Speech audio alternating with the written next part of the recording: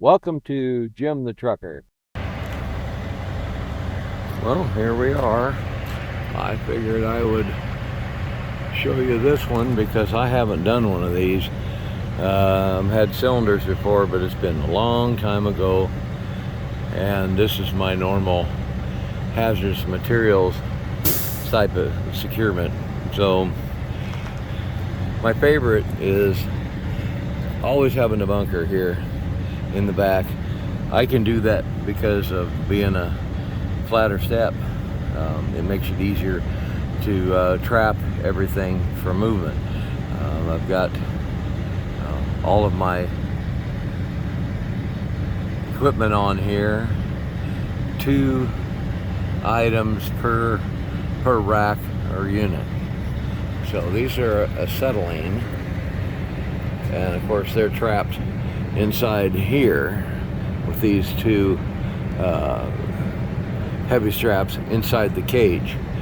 So it is wide open on the front, so I wanted to make sure that I had something that was helping trap that also inside, but also keeping any movement down. It does touch. It's not the greatest. I had to do, let's say, pitch a big one, because they were leaving gaps in between over here, and I wanted it touching. Now, some of these silly totes have wheels underneath them. Really kind of hard to see, but some of them actually were raised up from these wheels. As you can see, luckily there's enough gap there. I just didn't care for it that much. A lot of these things are they're so heavy, and they're so connected as far as you can't move anything in here. It's supposed to be free from relative movement, front, back, side to side, anything like that. So each one of these I checked to make sure that there was closed valves up on top. Now, whether that was right or wrong, I don't know what to tell you, but I did close several of the valves, and I know they're all interconnected. You can see, but I did do that. So this one is definitely, I'm at a truck stop in Beaumont at the Petro. I'm parked in the back, getting ready to head out. Today's my birthday, and everything is,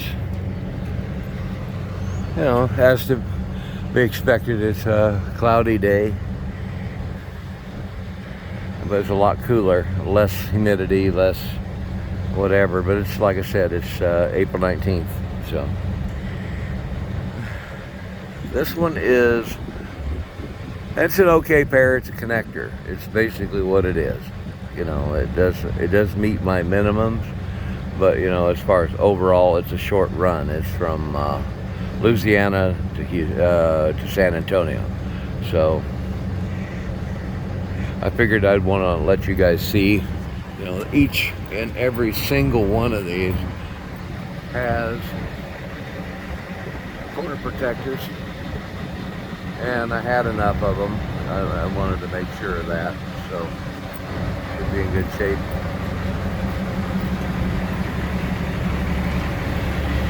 Everything is touching up front here, so it definitely has a stop. It's up against the step. And that's what they left, like an 8-inch gap when they first loaded.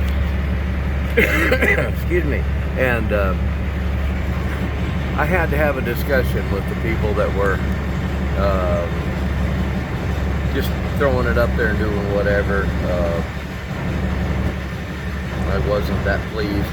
I finally had someone come out, and he pitched in and helped. I think he was in management, but he had obviously at one time operated a fork truck, and he took over and helped load some of this stuff. And I told him, I said, we're open deck. We don't have the cages on our trailers like you guys did, so I have to have it done my way. It has to be in here tight. It has to be squared away. I cannot deal with this. So we had our few minutes. They added extras extra cages. You know, they paid for the trailer, but thank God for my company's software program. And they handed me 2 placards at the shipper, but the software program confirmed I only needed the 1. So, good deal. Now, I do have to say that I-10 is still as horrible as it's ever been. 25 years of them messing around with the construction, especially in Texas. It's never gotten fixed. All the years I've been driving it, never. So, you know, I'm going slower than everybody else. You know, this is what I'm hauling, so I'm definitely not in a hurry. I've got till Monday to get there, so I'm not going to worry about it.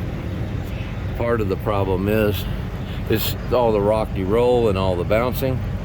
It's just not been good. So I don't want it to sound like a complete bummer. I mean, I'm going to get there. I'm just going to take my time. I do have to take 610 loop around Houston, because that's hazmat routing. So, you know, you can't go right through downtown with all this stuff. So I do have to do 610. So hopefully it'll be in good shape. Everything is tight as can be. So I'm going to make sure that I'll go through and check each strap again before I get headed out. I'm just got the truck up and it's aired up and it's ready to go here in just a few minutes. So I wanted to cover this one for you so you would kind of see what's available out there, because you know these cages, they all have lids. Nothing can come out. There's absolutely no way. Everything's bolted in, and the best thing you can do is check and make sure that everything is bolted in good. This is how they take and put the cylinders in and out. So you've got to check all these things. So I just felt a raindrop or two, so I'm going to go on in, get this done. And I hope this was of interest. It is something new. It's great. Connector load. And I guess that's it. Get my finger out of the pie. And we'll see you on the road.